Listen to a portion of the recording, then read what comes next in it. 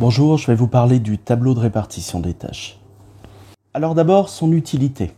Le tableau de répartition des tâches, c'est un outil d'organisation quand on doit travailler sur la répartition du travail dans un service, entre différentes personnes qui font des tâches plutôt communes.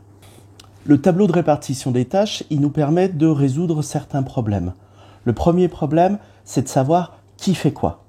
Le deuxième problème, c'est d'équilibrer les tâches entre les différentes personnes d'un même service. Une tâche, elle peut être faite par une seule personne ou elle peut être partagée entre plusieurs, pour peu qu'elles aient la compétence. Alors les problèmes de répartition des tâches, c'est qu'on peut avoir des gens à qui on demande de faire trop de tâches, trop de travail. Et dans ce cas-là, les personnes vont être surchargées, vont pas avoir le temps de tout finir. Et puis à l'inverse, on peut avoir des personnes à qui on n'a pas donné beaucoup de tâches et qui, au bout d'un moment, vont avoir terminé l'ensemble de leur travail. Et ça non plus, c'est pas bon dans l'organisation du travail dans une entreprise. Donc le tableau de répartition des tâches, il nous sert soit quand on veut répondre à un problème régulier. On a une surcharge de travail, on a du stress, on a des erreurs manifestes.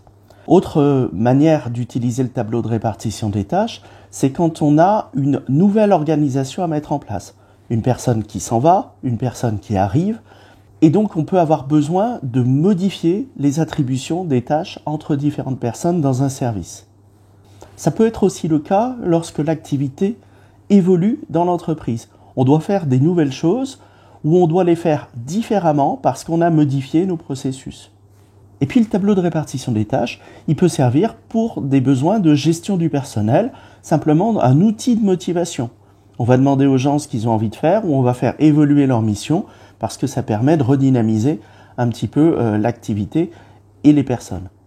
On le voit, le tableau de répartition des tâches, c'est un outil très utile pour penser des nouvelles articulations du travail entre des personnes qui font des missions soit identiques, soit complémentaires.